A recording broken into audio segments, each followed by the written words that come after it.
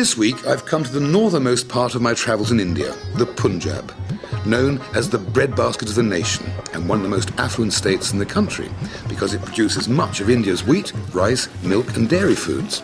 And I'm in the city of Amritsar, which means pool of nectar. It's the centre of the Sikh religion and the largest city in the Punjab.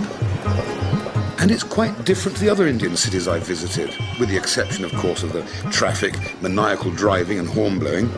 It's quite structured and orderly. The streets are clean and there are no beggars or shanty towns. 52% of the population are Sikhs, whose colourful turbans brighten up the drab townscape. Because I can't read the street names, I identify various areas of the city by the types of shops or stalls. For example, one street is just full of cycle stalls, another sewing machines, hence I go down Bike Street, turn left at Sewing Machine Road and on to Tandoori Alley to buy an oven. Tandoor ovens play a very important part in Indian cooking, and as you can see they're made by hand from a mixture of coconut fibre, clay and water. It takes about 3 days to build one this size, and then they're left in the sun for a day or 2 days to really harden up, and then they're sort of glazed on the inside with a paste made from spinach, sugar and mustard. Curious, but they're very effective things, and I'll be cooking with one in a minute. After some really harsh haggling, I pay the princely sum of 60 rupees, about £1, and hop onto a horse-drawn cart and trot off down Grand Trunk Road, as Tandoori Alley is officially known. Anyway, driver, don't spare the horses, get me to my cooking sketch on time. I really enjoy going to the little villages and homes. The people are friendly and hospitable and really helpful, even though they are clearly utterly baffled by the antics of a TV crew who demand silence from their hosts and generally tip their homes and gardens upside down and create total havoc. And of course, any sane cook would place his tandoori oven in the shade. But in television land, there is no shade, shadows, people or noises. So that's why I'm off to a boiling hot mud courtyard, which is in itself a tandoori oven. Probably the most popular Indian food is cooked in the tandoori clay oven. So I'm going to do a feast to celebrate Punjab tandoori cooking. I'm going to first of all make a kebab of paneer cheese, tomatoes, onions, pineapple and peppers. And the marinade is very simple. It's salt, lemon juice, cumin powder and chaat masala powder. Just mix that in there like so.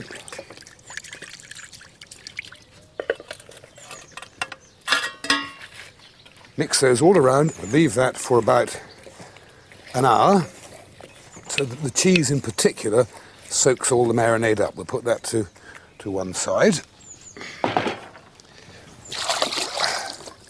Messy business. Now, tandoori chicken. This is the wonderful thing. Has a wonderful marinade. You need to keep it in for about 3 hours, and it starts with some fresh yogurt,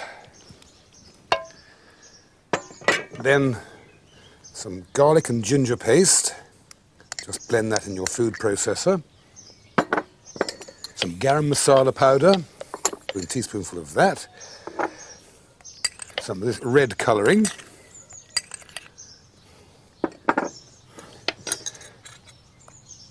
Chili powder,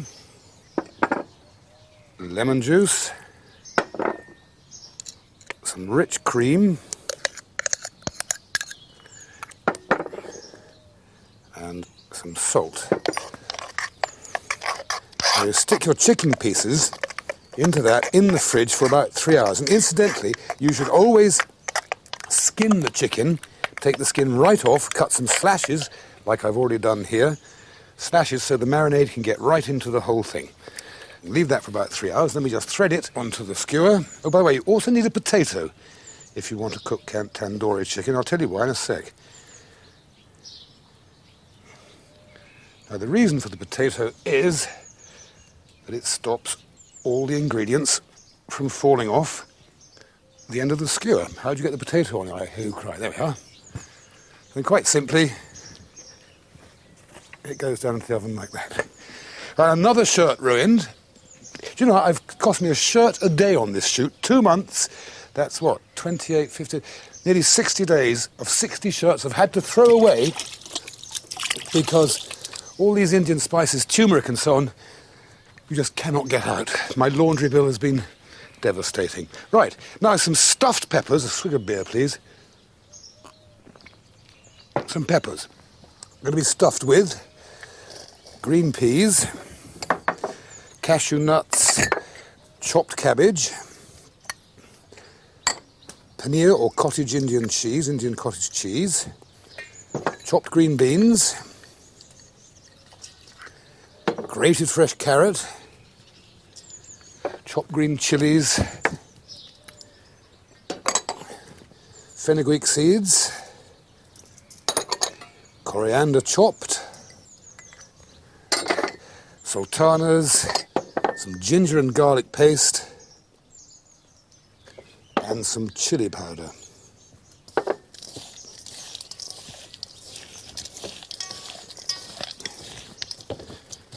And a drop of lemon juice.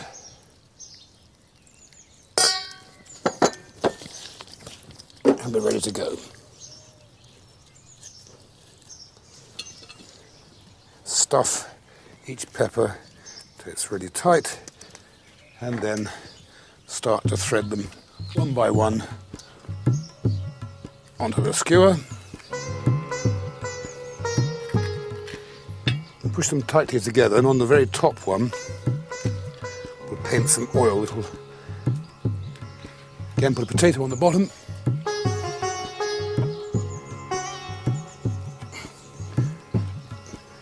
Oh, extremely difficult to get potatoes on these things. There we are.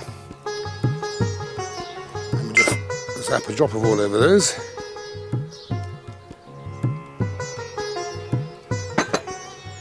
And pop those in with the chicken. Now, I've fired my tandoori oven using coal, purely for speed, but the locals would use dried dung and wood. Either way, it's simple and it works. Now here's another dish which you could bake in the tandoori, or as I'm going to do, you shallow fry it. It's a wonderful dish of spinach, cooked spinach and chopped, mixed with some grated paneer, cottage cheese, Indian cottage cheese, with some garam masala powder, some cardamom powder, some chopped cashew nuts, some chopped green chilies, some freshly chopped coriander leaves, a little salt, some ginger and garlic paste. Now we mix that up.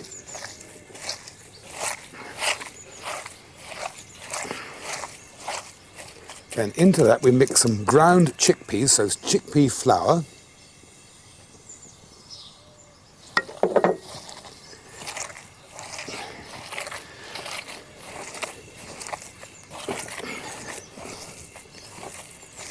Just adjust my stove here. Then we form it into little patties or rissoles, call them what you will, and pop it into the shallow oil, cook for a couple of minutes on each side. So simple, truly delicious, and also very healthy for you.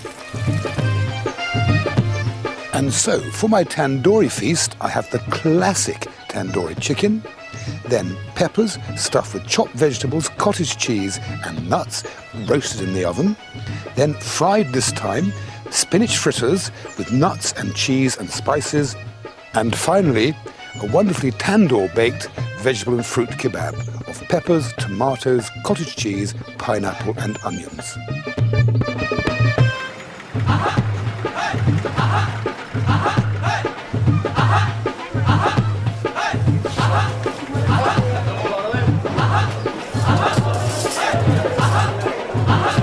Restaurants like this, known as dabbas, abound in the Punjab.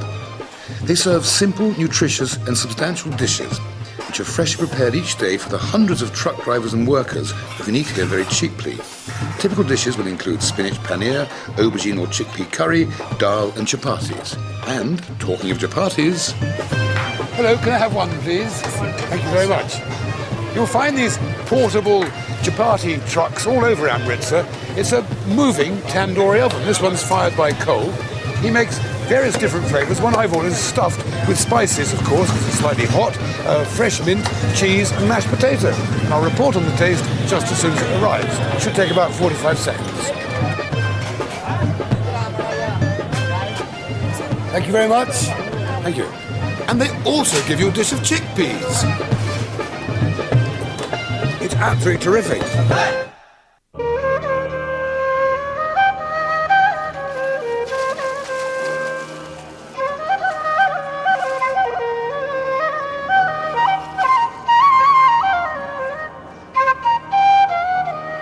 Amritsar's 16th century golden temple is the holiest place in the world for Sikhs and their central place of worship. They bathe in, or drink, or bottle the water from what they call the pool of nectar to wash away their sins. It's hard to credit that this tranquil haven was the scene of bloody violence in the early 1980s that led to the death of many Sikhs and the assassination of the then Prime Minister, Mrs. Gandhi.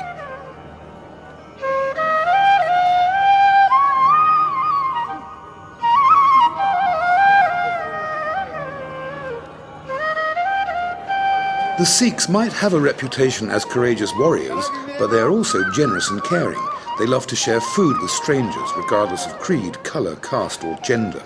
Hence this vast dining hall, where anyone at all may eat for free, and some 30,000 souls do so daily.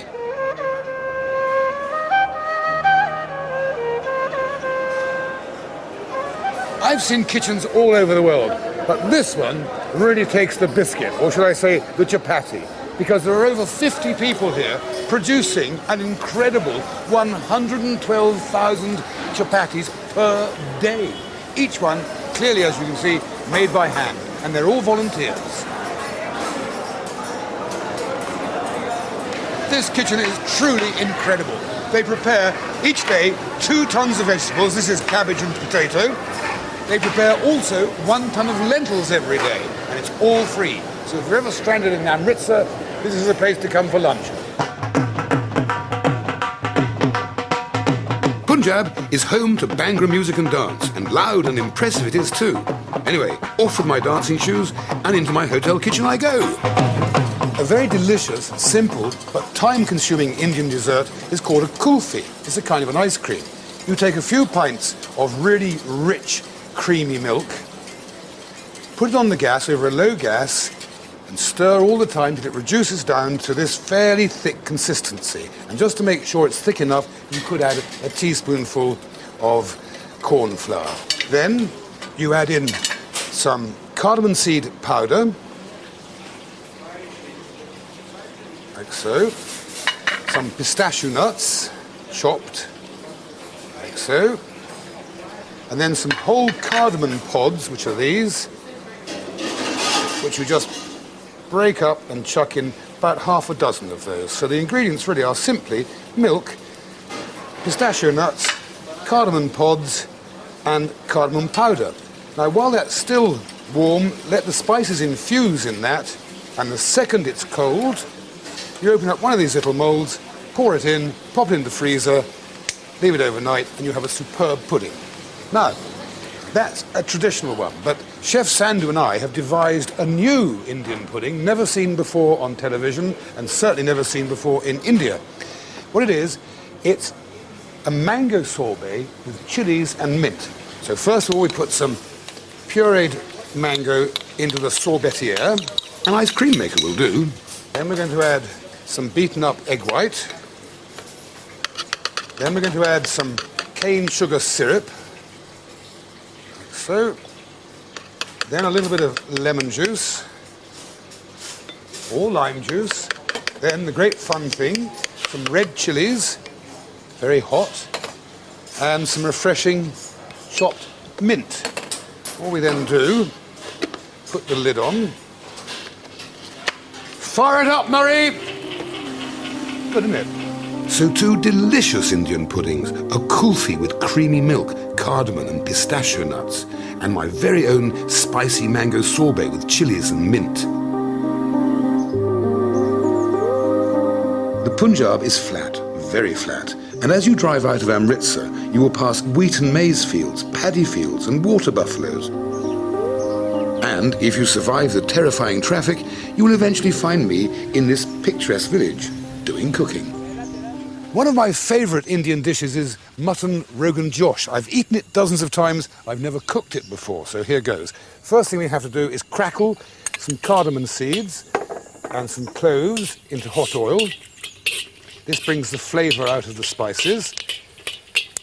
Oh, it's really crackling. Then we add some chilli and ginger paste.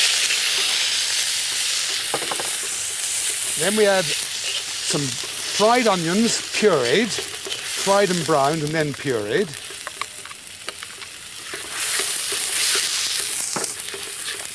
Then we add a little red chilli powder.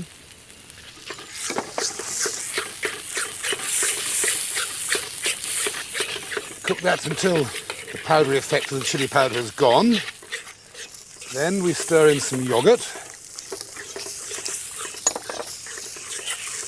And then we put our pieces of mutton. It's on the bone. It does taste so much better if it's on the bone, even though it's fiddly, I know to eat.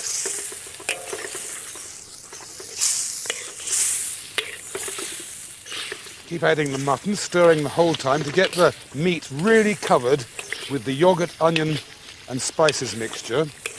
And we need to cook this until it's really quite dry before we go on to the next phase. And that means that the meat will have really taken on the flavour of the yoghurt, the spices and the pureed fried onions.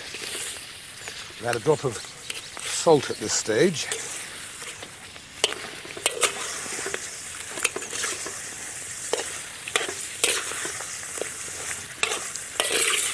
Right, I'm going to transfer this to a much lower heat now over this fabulous cow dung and let that cook slowly until the meat is almost tender and it's gone quite dry.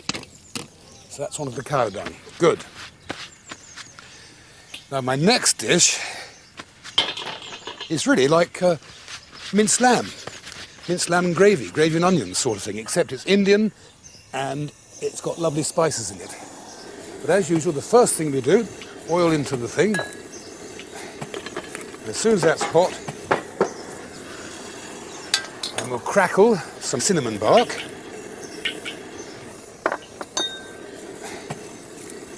Some little famous green pods, cardamom pods, and some cloves.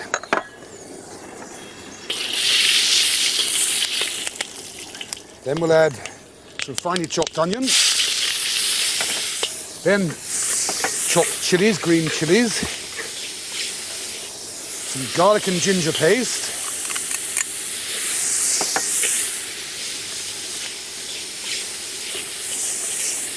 then we'll add some minced lamb,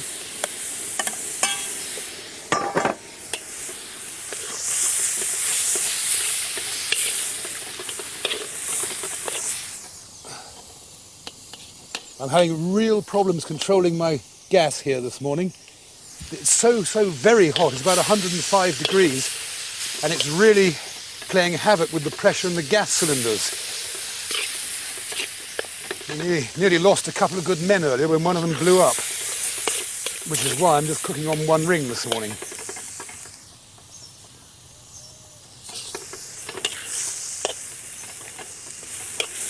Right, next we'll season that with some pepper. Incidentally,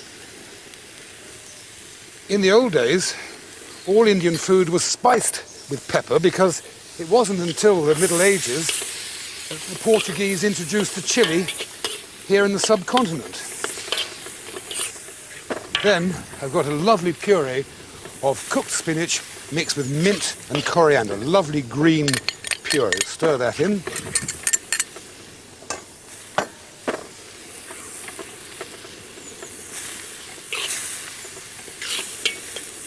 And then to finish the dish off, some natural yogurt.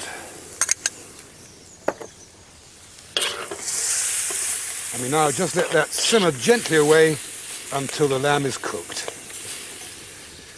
Right, that's sufficiently reduced. We can carry on with the second phase of the cooking now. Back onto my gas ring. Whack the gas up. Now, we stir in some tomato sauce or tomato puree. Tomato sauce is better. Mix that round. Then the thing that makes this dish really rich is some ground almonds.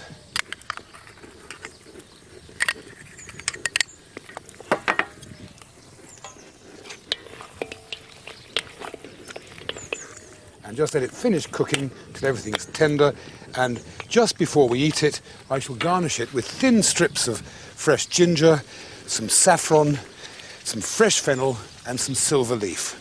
That's lamb Rogan Josh. There's lots of nice street food throughout India. One very good thing is something called pakora. It's quite simply vegetables fried in a lovely batter. The batter is made this way.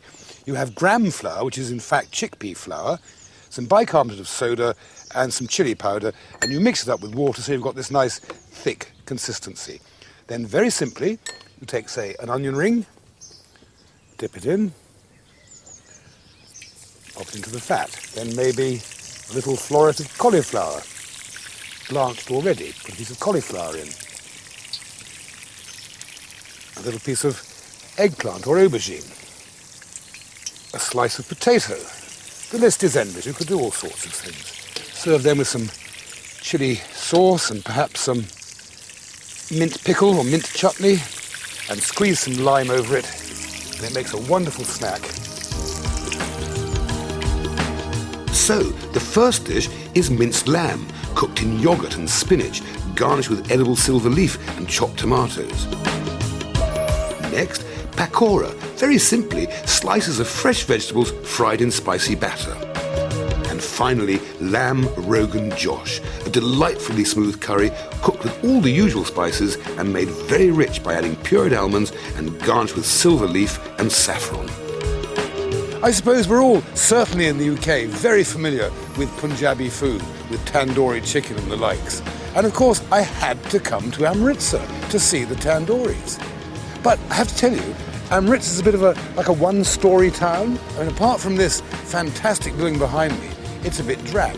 Although, having said that, it is really worth spending a couple of hours at the Golden Temple. It's a very serene experience. But I think, apart from my cooking, the highlight of my trip has been in Amritsar's latest, newest hotel.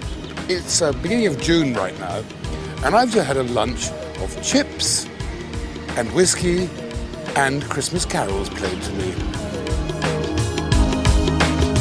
Oh, by the way, I've written a book to accompany this series. It's called Floyd's India, and it includes all the recipes I've shown you and more. And of course, it's available from all good bookshops.